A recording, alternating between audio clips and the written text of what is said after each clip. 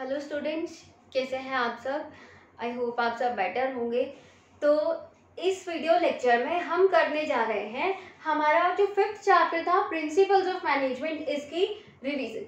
क्योंकि पहले बोला भी था मैंने आपको कि ये जो चैप्टर है बहुत ज़्यादा इम्पॉर्टेंट चैप्टर है। ये चैप्टर का हर एक पॉइंट आपको बिल्कुल अच्छे से आना चाहिए, किसी भी पॉइंट पर थोड़ी सी भी कंफ्यूजन नहीं होनी चाहिए। जो 14 प्रिंसिपल्स हैं ये बहुत ज़्यादा इम्पॉर्टेंट है। और स्टूडेंट्स की डिमांड भी थी कि मैम ये चैप्टर बहुत बड़ा हो गया, इसका रिविजनल लेक्चर होना चाहिए। तो आपकी डिमांड पर ही हम इस चैप्टर का रिविजनल लेक्चर लेकर आए हैं। तो इस चैप्टर की हम रिविजन स्टार्ट करते हैं। जब हमने ये चैप्टर स्टार्ट किया था तो हमने पढ़ा था कि प्रिंसिपल्स क्या होते हैं, व्हाट आर द प्रिंसिपल्स। देखिए हिंदी में इसे बोला जाता है सिद्धांत, ठीक है, और इंग्लिश में से बोलते हैं प्रिंसिपल्स। तो यहाँ पर जो हम प्रिंसिपल्स डिस्कस करने वाले हैं ये हैं मैनेजमेंट के प्रिंसिपल्स। क्योंकि जो प्रिंसिपल्स हैं, सिद्धांत होते हैं, वो किसी भी फील्ड में हो सकते हैं। हम यहाँ पर जो जिन प्रिंसिपल्स की बात कर रहे हैं वो प्रिंसिपल्स मैनेजमेंट के फील्ड से रिलेटेड है कि मैनेजमेंट के फील्ड में कौन कौन से प्रिंसिपल्स एक्चुअली है जो एक मैनेजर के लिए हेल्पफुल हो सकते हैं। तो मैनेजमेंट के जो प्रिंसिपल्स हैं वो क्या होते हैं, किसी भी कंपनी में या किसी भी एक मैनेजर के लिए क्या हो सकते हैं, जनरल गाइडलाइंस। जनरल गाइडलाइंस होते हैं किसी भी एक मैनेजर के लिए कि अगर मैनेजर किसी क्रिटिकल सिचुएशन को फेस कर रहा है तो इन प्रिंसिपल्स की हेल्प से मैनेजर को कैसे बिहेव करना है, क्या उसे डिसीजंस लेने हैं, इन प्रिंसिपल्स की हेल्प से ये मैनेजर पता लगा सकता है। अब देखिए कि टॉप लेवल मैनेजर्स, किसी कंपनी के जो टॉप लेवल मैनेजर्स हैं वो क्या देख रहे हैं कि हमारी कंपनी सक्सेस की तरफ नहीं जा रही, हमारी कंपनी में बहुत ज़्यादा कॉन्फ्लिक्ट्स हो रहे हैं जिसकी वजह से हमारी कंपनी को लॉसेस बियर करने पड़ रहे हैं। तो अब टॉप लेवल मैनेजर्स ने ये देखना स्टार्ट किया कि किस वजह से कॉन्फ्लिक्ट्स हो रहे हैं। अब इन्होंने देखा कि कॉन्फ्लिक्ट्स इस वजह से हो रहे हैं कि जो हमारे वर्कर्स हैं, सोचिए worker A B C D, इन चारों के ऊपर हर एक वर्कर को कमांड देने वाला, हर एक वर्कर को ऑर्डर देने वाले जो मैनेजर है वो क्या है, एक से ज्यादा है। इसे कमांड देने वाले 2 मैनेजर हैं, इसे कमांड देने वाले 2 मैनेजर हैं, इसे कमांड देने वाले 3 मैनेजर हैं, इस तरह से इसे कमांड देने वाले भी 3 मैनेजर हैं।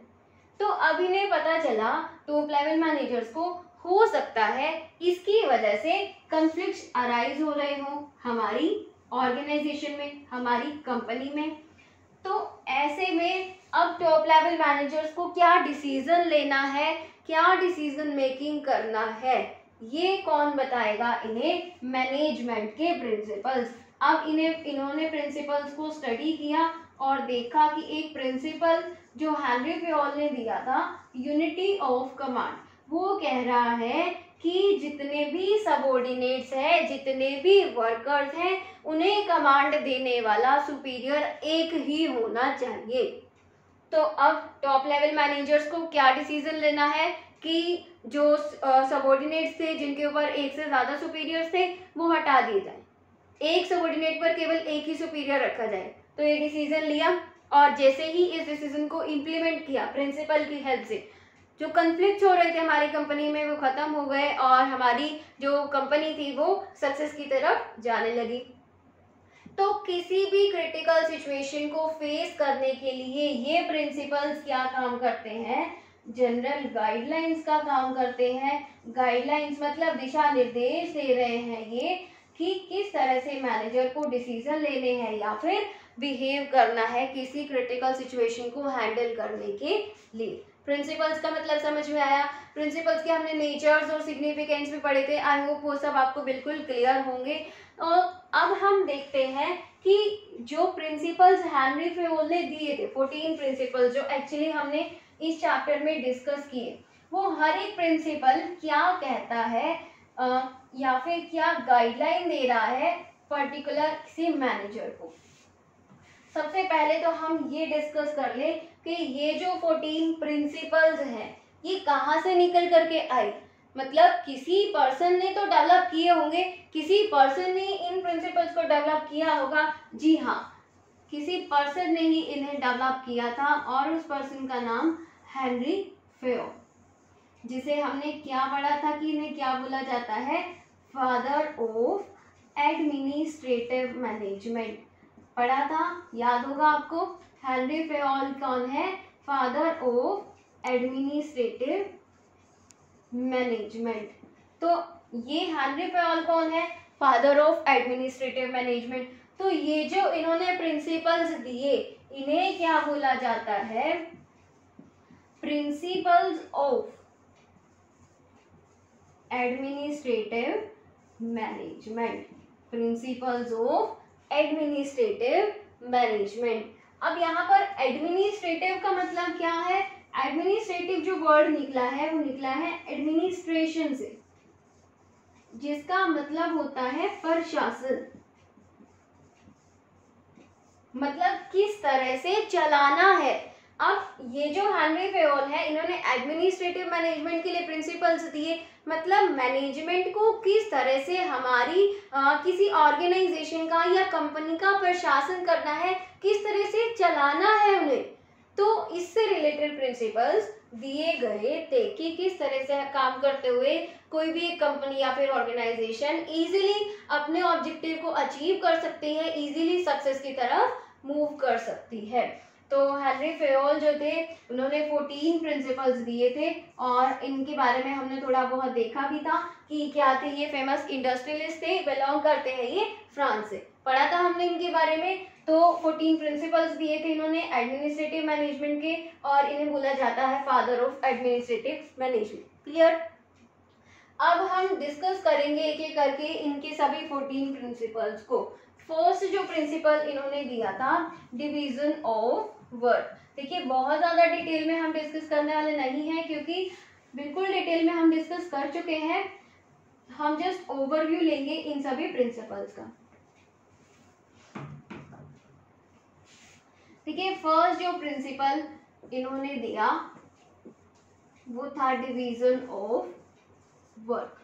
वर्क मतलब काम, डिवीजन मतलब बंटवारा, काम का क्या कर लिया जाए, बंटवारा कर लिया जाए, किसी एक पूरे काम को छोटे छोटे टुकड़ों में बांट लिया जाए और वो हर एक पार्ट जो है काम का उसे किसी एक पर्सन को करने को दे दिया जाए। सोचिए ये पूरी एक्टिविटी थी, इसे हमने डिवाइड कर लिया ABCDEF इतने पार्ट्स में और एक पर्सन है P जिसे A एक्टिविटी करने को दी गई, Q है जिसे B एक्टिविटी करने को दी गई, R है जिसे C एक्टिविटी करने को दी गई।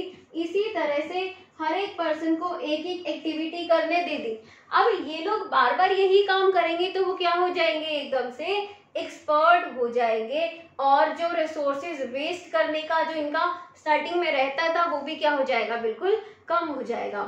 ठीक है। अभी देखिए आपको कोई भी काम करने को दिया जाता है, जब आप इनिशियली उस काम को करते हैं तो आप काम को करेंगे, टाइम ज़्यादा लगेगा, रिसोर्सेज ज़्यादा वेस्ट होंगे, प्लस आपको लगेगा कि ये काम जो है मतलब कहीं ना कहीं टिपिकल है।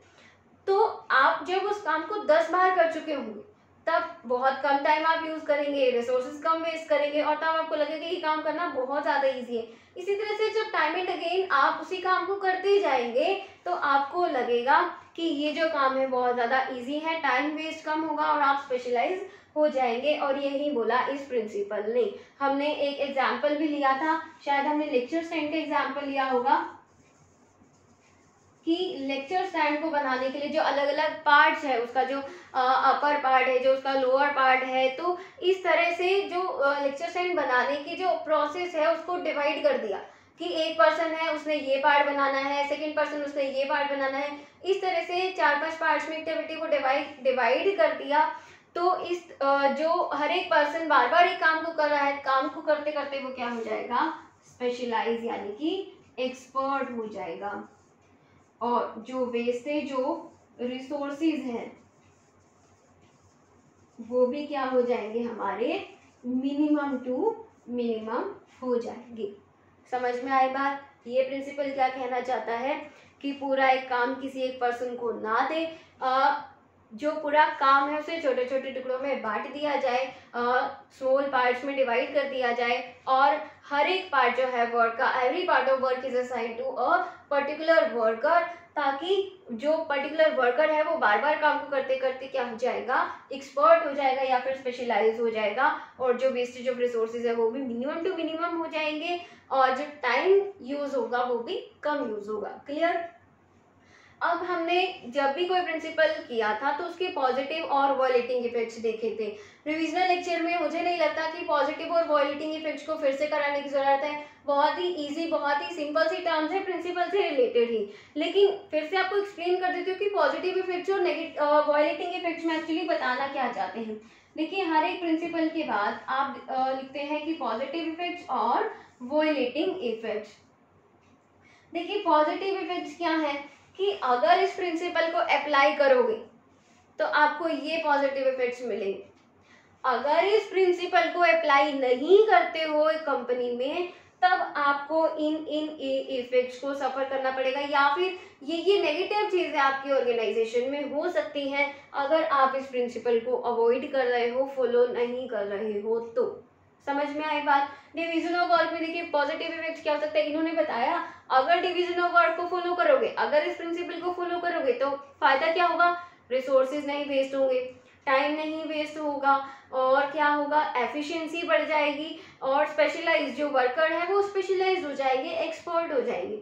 अब अगर इस प्रिंसिपल को फॉलो ही नहीं किया तो क्या होगा, इस सब का अपोजिट हो जाएगा, एफिशिएंसी नहीं बढ़ेगी, रिसोर्सेज ज़्यादा वेस्ट होंगे, टाइम ज़्यादा लगेगा, कोई भी पर्सन एक्सपर्ट नहीं हो पाएगा एक काम में। तो these are positive and violating effects. मुझे नहीं लगता कि इन सभी पॉइंट्स को हमें रिवाइज करने की जरूरत है इस वीडियो लेक्चर में। इस वीडियो लेक्चर में हम सिर्फ ये देख लेंगे कि कितने ये जो प्रिंसिपल्स हैं क्या कहना चाहते हैं। तो फर्स्ट प्रिंसिपल हो गया हमारा डिवीजन ऑफ वर्क। अब हम देखते हैं हमारा सेकेंड प्रिंसिपल।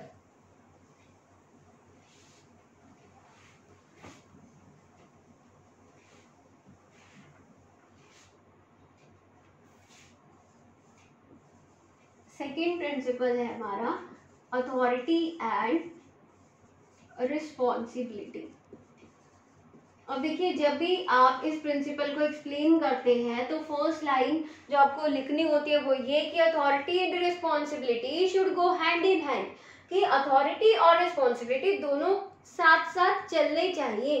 अगर किसी काम को पूरा करने की रिस्पॉन्सिबिलिटी दी है आपको, किसी काम को पूरा करने की आपको रिस्पॉन्सिबिलिटी दी, तो उससे रिलेटेड आपको अथॉरिटी भी दी जानी चाहिए। Authority means power. अगर काम को पूरा करने की रिस्पॉन्सिबिलिटी दी है तो उस काम को पूरा करने के लिए जितनी पावर की जरूरत है उतनी पावर आपके हाथ में होनी चाहिए, तभी काम को पूरा कर पाएंगे, अदरवाइज आप काम को पूरा नहीं कर पाएंगे। ये बोला हमारे प्रिंसिपल अथॉरिटी एंड रिस्पॉन्सिबिलिटी ने। इसके लिए हमने एक एग्जांपल लिया था कि जो हमारे वर्कर्स हैं एक्चुअली जो प्रोडक्शन कर रहे हैं, उनको हमने बोला कि एक दिन में आपने 10 यूनिट्स बनाने बोल दिया। अब 10 यूनिट्स बनाने का जो काम था वो स्टार्ट किया किसी वर्कर ने सुबह से, और मिड डे इस वर्कर ने क्या देखा कि जो रॉ मटेरियल इसे चाहिए 10 यूनिट्स पूरे बनाने के लिए वो इसके पास नहीं है, एडिक्वेट नहीं है, इसे और रॉ मटेरियल की ज़रूरत है। तो इस वर्कर के पास अथॉरिटी होनी चाहिए कि हमारी फैक्ट्री में जो स्टोर है जहाँ पर रॉ मटेरियल रखा रहता है वहाँ से ये जो वर्कर है रॉ मटेरियल को ले सके। अगर इसके पास ये अथॉरिटी नहीं होती कि स्टोर से ये रॉ मटेरियल ले सकता, तो क्या ये अपना टारगेट पूरा कर पाता? बिल्कुल भी नहीं। देखिए कैसे, एक हम एग्जांपल लेते हैं कि मिड डे जब इसने देखा, मिड ऑफ द डे जब देखा कि रॉ मटेरियल इसके पास उतना नहीं है जिससे ये 10 यूनिट को पूरा बना सके, तो ये अब देखिए इसके पास तो पावर नहीं है कि रॉ मटेरियल ले सके स्टोर से, तो ये जाएगा अपने सुपीरियर के पास। अब सुपीरियर के पास गया, सुपीरियर को बोलेगा जी मुझे रॉ मटेरियल चाहिए ताकि मैं अपने आज के 10 यूनिट्स को पूरा बना सकूं। अब जैसे ही ये सुपीरियर के पास जाने लगा तो इसने देखा कि superior is not available there, तो अब ये बेचारा क्या करेगा, वेट करेगा, वेट कि सुपीरियर जब आएगा तब रॉ मटेरियल के लिए ये बात करेगा, तब रॉ मटेरियल स्टोर से कहीं जाकर मिलेगा। तो इतने में कितना टाइम चला गया, और एक दिन में ये 10 यूनिट क्या पूरे बना पाएगा? जी नहीं। तो अगर अथॉरिटी है तभी वो वर्कर रिस्पॉन्सिबल है, अदरवाइज वो वर्कर रिस्पॉन्सिबल नहीं होगा। अगर इसको अथॉरिटी नहीं दे रखी कि आप स्टोर से जाकर रॉ मटेरियल इश्यू करवा सकते हैं, तो इस वर्कर को end of the day responsible नहीं ठहराया जा सकता कि तुमने इतने यूनिट्स नहीं बनाए, तो क्यों नहीं बनाए। रिस्पॉन्सिबल ये तभी है जब इसके पास क्या है, अथॉरिटी। क्लियर। अब एक सिंपल से एग्जांपल से समझते हैं इस बात को। आपको भेजा है market to complete a work, to complete any work, कोई भी काम आपको ये करना है कि जाओ आपको मार्केट जाना है, ये काम आपको करके आना है। अब देखिए उससे रिलेटेड आपको अथॉरिटी क्या चाहिए। अब घर से मार्केट बहुत दूर है या स्कूल से मार्केट बहुत दूर है, तो आपको चाहिए एक व्हीकल, उसे यूज करने की पावर, व्हीकल को यूज करने की अथॉरिटी। अगर नहीं है वो अथॉरिटी तो आप अपनी रिस्पॉन्सिबिलिटी को टाइम पर पूरा नहीं कर पाएंगे। क्लियर। इसी तरह से किसी कंपनी में या ऑर्गेनाइजेशन में जितने भी एम्प्लॉयज हैं, अगर उनको काम को करने की रिस्पॉन्सिबिलिटी दी गई है तो उनके पास ये पावर होनी चाहिए ताकि वो अपनी रिस्पॉन्सिबिलिटी को पूरा कर सके। क्लियर। अब इसके पॉजिटिव और वॉलेटिंग इफेक्ट्स क्या थे। पॉजिटिव इफेक्ट्स क्या थे कि वर्कर्स को अगर रिस्पॉन्सिबिलिटी के साथ अथॉरिटी दे दी तो उनका जो कॉन्फिडेंस है वो बढ़ेगा, काम टाइम पर पूरा होगा, किसी भी तरह की रुकावट नहीं आएगी, इजीली ऑर्गेनाइजेशन के ऑब्जेक्टिव को हम अचीव कर सकते हैं। पढ़ा था हमने। अब इसके वॉलेटिंग इफेक्ट्स क्या देखे थे हमने, याद है आपको। अगर अथॉरिटी जरूरत से ज्यादा दे दी तो भी मिसयूज हो सकता है, अगर अथॉरिटी जरूरत से कम दे दी तो काम पूरा नहीं होगा, रिस्पॉन्सिबल ही नहीं ठहराया जा सकता किसी पर्सन को। और अगर जैसे कि वही अथॉरिटी दी ही नहीं तो हमारा जो काम है वो पूरा होगा ही नहीं, काम पूरा नहीं होगा तो ऑर्गेनाइजेशन का ऑब्जेक्टिव भी अचीव नहीं हो पाएगा। इस तरह के हमने पॉजिटिव और वॉलेटिंग इफेक्ट्स देखे थे इस प्रिंसिपल से रिलेटेड। तो अब हम देखते हैं हमारा थर्ड प्रिंसिपल, डिसिप्लिन। देखिए इस प्रिंसिपल में हमने क्या देखा था कि हमारी ऑर्गेनाइजेशन में क्या होना चाहिए, प्रॉपर डिसिप्लिन होना चाहिए। डिसिप्लिन का मतलब क्या कि जितने भी रूल्स हैं उनको प्रॉपरली डिफाइन किया जाए,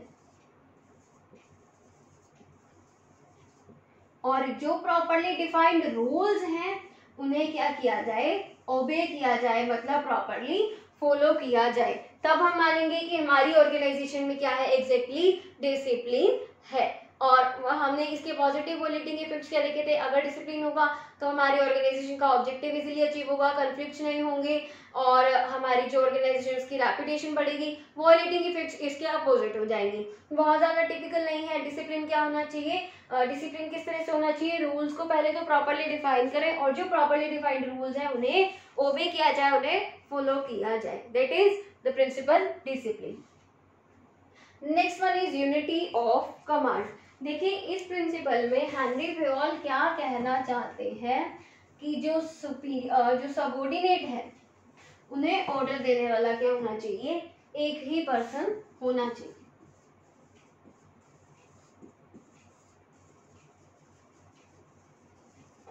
यूनिटी ऑफ कमांड क्या बोलना चाहते हैं, हमने एक डायग्राम भी पढ़ा था ना इससे रिलेटेड कि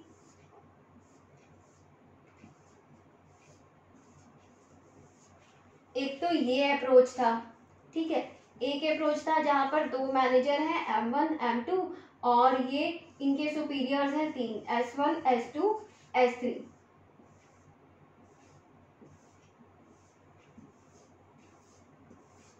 कुछ इस तरह का डायग्राम हमने देखा था। तो देखिए ये क्या बोलना चाह रहे हैं, फर्स्ट जिसे हमने राइट अप्रोच बोला था। अब देखिए इसको राइट अप्रोच क्यों बोला, क्योंकि एक्चुअली ये प्रिंसिपल जो यूनिटी ऑफ कमांड है इसको फॉलो करता है। कैसे कि एक मैनेजर एक ही एक जो सबऑर्डिनेट है वो ऑर्डर ले रहा है एक ही मैनेजर से। क्लियर। इस अप्रोच में ये है और इस अप्रोच में क्या है, एक सबऑर्डिनेट ऑर्डर ले रहा है दो मैनेजर से, इसे ऑर्डर देने वाले भी दो मैनेजर है, इसे ऑर्डर देने वाले भी दो मैनेजर, और इसे ऑर्डर देने वाले भी दो मैनेजर। तो ऐसे में ये तीनों जो सबऑर्डिनेट्स हैं इनकी सिचुएशन कैसी होगी, ये तीनों क्या रहेंगे, कंफ्यूज रहेंगे कि किसके ऑर्डर को पहले फॉलो किया जाए और किसके ऑर्डर को बाद में फॉलो किया जाए। तो ये क्या है, इसमें मैनेजर्स की एफिशिएंसी भी कम होगी और सबऑर्डिनेट्स की एफिशिएंसी भी कम होगी। इसमें मैनेजर्स की एफिशिएंसी बढ़ेगी और सबऑर्डिनेट्स की एफिशिएंसी भी बढ़ेगी। किस तरीके से, अब देखिए एक जो सबऑर्डिनेट है हमारा S1, इसने फॉलो किया पहले M1 के ऑर्डर को और बाद में M2 के ऑर्डर को, तो M2 क्या हो जाएगा, इससे नाराज हो जाएगा और साथ ही साथ जेलस फील करेगा इस मैनेजर से। तो इन दोनों की एफिशिएंसी कम हुई, साथ ही साथ इसकी एफिशिएंसी कम हुई। क्यों, क्योंकि जब इसने इसके ऑर्डर को पहले फॉलो किया तो ये मैनेजर से डांट लगाएगा जिससे इसकी एफिशिएंसी कम हो जाएगी। अब ये जो राइट अप्रोच ये कहता है कि एक सबऑर्डिनेट को ऑर्डर देने वाला अगर एक ही मैनेजर होगा तो मैनेजर की एफिशिएंसी भी इंक्रीज होगी, साथ ही साथ जो सबऑर्डिनेट है उसकी एफिशिएंसी भी क्या हो जाएगी, इंक्रीज हो जाएगी। क्लियर, समझ में आई बात। अब इसके जैसा जो आपको ये प्रिंसिपल लगता है, इसी का जो नेक्स्ट है यूनिटी ऑफ डायरेक्शन।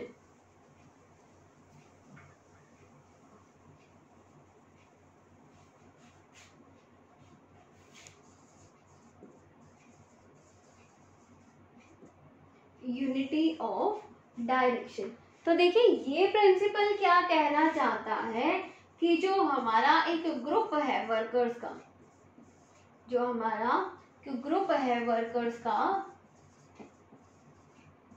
उसका जो गोल है वो एक ही होना चाहिए, कि वो एक ही गोल को अचीव करने के लिए काम करें बार बार, और जो उनका हेड होना चाहिए वो भी क्या होना चाहिए, एक ही होना चाहिए। Group of workers should work to achieve a single goal और कॉमन गोल, और they should have one head who will give order to that group of workers, कि एक ग्रुप ऑफ वर्कर है इसका गोल एक होना चाहिए। इसके लिए हमने एक एग्जांपल किया था ना कि एक ऑटोमोबाइल कंपनी है जहां पर दो प्रोडक्ट्स को मैन्युफैक्चर किया जा रहा है, एक कार और दूसरा बाइक। तो हमने अपने पूरे वर्कर्स को दो पार्ट्स में डिवाइड कर लिया, one is group A and other is group B. तो ग्रुप ए जो है वो बार बार कार बना रहा है और जो ग्रुप बी है वो बार बार बाइक बना रहा है। That is unity of direction, और इनका जो सुपीरियर है या फिर जो हेड है ग्रुप ए का और ग्रुप बी का वो भी एक ही है, चेंज नहीं होता है। तो that is unity of direction. और इसका वाइस वर्सा क्या देखा था हमने कि कोई भी ऐसा ग्रुप नहीं बनाया है हमने, एक कंपनी है जो कार भी बनाती है और बाइक भी बनाती है, साइमल्टेनियसली चल रहे हैं दोनों काम साथ साथ में, तो बहुत ही ज़्यादा गड़बड़ हो जाएगी। कार बनाना है फिर बाइक बनाना है, फिर कार बनाना है फिर बाइक बनाना है, तो वो जो कोऑर्डिनेशन है वर्कर्स में वो नहीं बन पाएगा। इससे क्या हुआ, टाइम ज़्यादा लगेगा, रिसोर्सेज ज़्यादा लगेंगे और हमारे ऑब्जेक्टिव्स अचीव करने में बहुत ही ज़्यादा डिफिकल्टीज क्रिएट होंगी। लेकिन अगर इस मेथड को, इस प्रिंसिपल को फॉलो करते हैं कि एक ग्रुप है जो कार बनाने में इन्वॉल्व है, अदर ग्रुप है जो बाइक बनाने में इन्वॉल्व है, ऐसे में ये जो ग्रुप ए और बी है इनमें कोऑर्डिनेशन भी बना रहेगा, क्योंकि ये बार बार काम करें एक ही प्रोजेक्ट पर, एक ही गोल है इनका, बार बार कार बना रहे हैं ग्रुप ए और बार बार बाइक बना रहे हैं ग्रुप बी। तो इससे क्या होगा, इनमें कोऑर्डिनेशन बना और जो इनको बार बार एक काम को कर रहे हैं तो एक्सपर्ट भी हो जाएंगे, स्पेशलाइज भी हो जाएंगे, और एक ही हेड इन्हें गाइडलाइंस दे रहा है तो इनकी एफिशिएंसी भी क्या होगी, बढ़ जाएगी। ये कहता है हमारा principle unity of direction. Clear, unity of direction और यूनिटी ऑफ कमांड में हमने डिफरेंस भी देखा था। एक जो मेन डिफरेंस इनमें रहता है कि यूनिटी ऑफ डायरेक्शन जो काम कर रहा है वो ऑर्गेनाइजेशनल लेवल पर काम कर रहा है,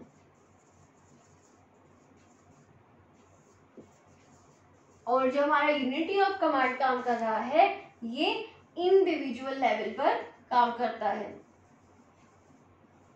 ठीक है, और दूसरा हमने देखा था कि यूनिटी ऑफ कमांड हमें बचाता है, प्रिवेंट करता है डुअल सबऑर्डिनेशन से। याद होगा आपको, अच्छे से किया होगा आपने। डुअल सबऑर्डिनेशन मतलब एक सबऑर्डिनेट दो सुपीरियर्स के अंडर काम नहीं करे, इससे बचाता है यूनिटी ऑफ कमांड, और यूनिटी ऑफ डायरेक्शन किससे बचाता है? Overlapping of activities. याद होगा आपको कि कोई भी जो एक्टिविटी हम परफॉर्म कर रहे हैं उसका ओवरलैपिंग ना हो जाए, मतलब को उसे दोहराया ना जाए। अब देखिए अगर कार और बाइक बनाने का कोई ऐसा अलग से ग्रुप नहीं है, हम यहाँ पर टोटल हमारे पास सोचिए 50 वर्कर्स हैं, इन्हें हमने बता दिया कि 5 आपको कार्स बनानी है और 5 बाइक्स बनाने हैं। तो ऐसे में ये 50 क्या करेंगे, जो इजी काम है उसमें से जो इजी काम है वो 50 में से 40 लोग कर देंगे, और 10 लोग हैं जो मुश्किल काम ही लेंगे। तो अब देखिए जो काम इजी है वो ज़्यादा हो गया और जो काम मुश्किल है वो हुआ ही नहीं। अब सोचिए अगर ये जो कार और बाइक है इनका हैंडल या फिर स्टीयरिंग बनाना, सोचिए कार का स्टीयरिंग बनाना इजी है और बाइक का जो हैंडल बनाना वो मुश्किल है। तो कार का स्टीयरिंग तो 50 में से 40 लोग बना देंगे और बाइक का जो हैंडल है वो 10 लोग ही बनाएंगे। तो कोई एक एक्टिविटी जो ज़्यादा बार हो गई और कोई एक एक्टिविटी जो हुई ही नहीं, तो उससे कौन प्रिवेंट करता है? हमारा unity of direction. Clear? Unity of command क्या है, यूनिटी ऑफ डायरेक्शन क्या है और इनमें क्या डिफरेंस रहता है। अब है हमारा next principle, subordination of individual interest to general interest. अब देखिए इस प्रिंसिपल में हमें क्या बोला गया था कि कोई भी पर्सन या फिर कोई भी मैनेजर अगर उसे लग रहा है कि उसकी किसी एक्टिविटी से ऑर्गेनाइजेशन को फायदा हो रहा है, भले ही उसकी उस एक्टिविटी से खुद वो थोड़े बहुत लॉस में है, तो अकॉर्डिंगली उसे डिसीजन लेना है, उसे प्रायोरिटी देनी है किसको? ऑर्गेनाइजेशन को। और इसके लिए हमने एक लाइन पढ़ी थी इस प्रिंसिपल के लिए, everyone benefits in the benefit of organisation. जब ऑर्गेनाइजेशन को फायदा हो रहा है तो हर एक पर्सन को क्या होगा? बेनिफिट होगा, मतलब कि फायदा होगा। समझ में आया? और इसके लिए हमने एक एग्जांपल भी किया था कि कोई एक मैनेजर है, उसका बेटा मार्केटिंग मैनेजर है, तो वो जो मैनेजर अपने बेटे से जो रॉ मटेरियल दिलवाएगा वो सस्ते में दिलवाए, मतलब कम प्राइसेस पर दिलवाए। ऐसे में उस मैनेजर को पर्सनली थोड़ा बहुत लॉस बेयर करना पड़ेगा, लेकिन ओवरऑल ऑर्गेनाइजेशन का तो फायदा हो रहा है, इससे ऑर्गेनाइजेशन की प्रॉफिटेबिलिटी बढ़ेगी और अल्टीमेटली वो मैनेजर भी प्रॉफिट में होगा। Next one is remuneration to employees. हमने देखा था कि जो हमारे एम्प्लॉइज हैं उनको क्या देना चाहिए? उनको फेयर रेम्यूनरेशन देना चाहिए। फेयर मतलब कि जितनी कोई मेहनत कर रहा है उतना उसका हक दिया जाए। कोई भी पर्सन जो अगर ज़्यादा मेहनत कर रहा है तो अकॉर्डिंगली उसको ज़्यादा दिया जाए, ज़्यादा सैलरी वेजेस प्लस बोनस दिया जाए। और अगर कोई पर्सन जो है वो उतनी ज़्यादा मेहनत नहीं कर रहा तो अकॉर्डिंगली उनकी रेम्यूनरेशन होनी चाहिए, जिससे हमारे ऑर्गेनाइजेशन के सभी एम्प्लॉयज़ या वर्कर्स क्या रहेंगे? सेटिस्फाई रहेंगे। और एक हमने प्रिंसिपल देखा था सेंट्रलाइजेशन एंड डिसेंट्रलाइजेशन। इसके लिए हमने एक वर्ड यूज किया था कि ना तो सेंट्रलाइजेशन होना चाहिए ना डिसेंट्रलाइजेशन होना चाहिए। क्या होना चाहिए? इफेक्टिव सेंट्रलाइजेशन होना चाहिए। तो इफेक्टिव सेंट्रलाइजेशन का मतलब क्या था और सेंट्रलाइजेशन और डिसेंट्रलाइजेशन का मतलब क्या था? सेंट्रलाइजेशन की सभी डिसीजन कौन ले रहा है? हमारे जो मैनेजर्स, टॉप लेवल मैनेजर्स है। डिसेंट्रलाइजेशन सभी डिसीजन कौन ले रहे हैं? हमारे सबऑर्डिनेट्स ले रहे हैं। तो दोनों ही सिचुएशंस अच्छी नहीं है, तो इसके लिए हमने एक सिचुएशन को फॉलो किया, that is effective centralisation. Effective centralisation का मतलब कि जो भी हमारे ज़्यादा इंपॉर्टेंट डिसीजंस हैं उनको लेने दो टॉप लेवल मैनेजर्स को, और जो हमारे लेस इंपॉर्टेंट डिसीजंस हैं वो छोड़ दिए जाए किसके ऊपर? हमारे सबऑर्डिनेट्स के ऊपर। और इसके लिए हमने एक एग्जांपल डिस्कस किया था कि अगर हमें ये डिसाइड करना है कि रॉ मटेरियल कितना खरीदना है और किस मार्केटिंग मैनेजर से खरीदना है, तो या फिर किस कंपनी से खरीदना है, तो ये जो डिसीजन होगा ये टॉप लेवल मैनेजर्स का होगा। और दूसरी तरफ की प्रोडक्शन के लिए जो रॉ मटेरियल इशू करना है, ये जो डिसीजन लेना है ये किसको लेने दें? हम जो हमारे सबऑर्डिनेट्स हैं उन्हें लेने दें। या फिर एक और एग्जांपल हमने देखा था कि अगर पॉलिसीज बनानी है तो वो टॉप लेवल मैनेजर्स बनाएं, और अगर लीव देनी है वर्कर्स को, तो ये काम जो है वो सबॉर्डिनेट्स के भी हाथ में रखा जा सकता है। Next one is scalar chain. हमने देखा था इस तरह से हमने एक डायग्राम को देखा था ना कि जो हमारी अथॉरिटी है और जो हमारा कम्युनिकेशन है वो मूव करना चाहिए एक स्ट्रेट लाइन में, और जो हमारा अथॉरिटी है वो मूव करेगा फ्रॉम टॉप टू बॉटम, और जो कम्युनिकेशन है वो मूव करेगा टॉप टू बॉटम, और इट में भी move from bottom to top, मतलब दोनों ही साइड्स में कम्युनिकेशन जो है वो मूव कर सकता है, लेकिन जो हमारी अथॉरिटी मूव करेगी वो करेगी only from top to bottom. Clear? और इसमें हमने देखा था कि अगर किसी पर्सन को कम्युनिकेट करना है जो कि यहाँ पर स्टैंड कर रहे किसी पर्सन को कम्युनिकेट करना है इस पर्सन से, तो इस चेन में जितने भी जो मैनेजर्स हैं या पर्सन लाई करते हैं उनसे जाकर के कम्युनिकेशन इस तक पहुंचेगा, उससे जाकर के इंफॉर्मेशन इस पर्सन तक पहुंचेगी। इस तरह का हमने कंसेप्ट किया था, और इसका एक एक्सेप्शन किया था हमने स्केलर चेन। याद होगा आपको कि दो एम्प्लॉयज जो कि सेम लेवल पर स्टैंड करते हैं, अगर इन दोनों को आपस में कम्युनिकेट करना है तो वो कम्युनिकेट कर सकते हैं अपने इमीडिएट बॉस की परमिशन लेकर। ये जो चीज़ है ये स्केलर चेन को फॉलो नहीं करती है, क्योंकि स्केलर चेन क्या कहता कि पहले इंफॉर्मेशन यहाँ से सीक्वेंस में यहाँ तक जाए, फिर इंफॉर्मेशन यहाँ से सीक्वेंस में यहाँ तक आए। स्केलर चेन तो ऐसे बोल रहा था, लेकिन जो हमारा इसका एक्सेप्शन है गैंगप्लैंक। गैंगप्लैंक हमें क्या बोलता है कि ये पर्सन अगर इस पर्सन से कम्युनिकेट करना चाहता है जो कि दोनों सेम लेवल पर है, तो वो डायरेक्टली कम्युनिकेट कर सकते हैं with the prior permission of the immediate boss. Next पर जो प्रिंसिपल है वो है ऑर्डर। अब देखिए ये प्रिंसिपल क्या बोलता है कि जो हमारे फिजिकल रिसोर्सेज हैं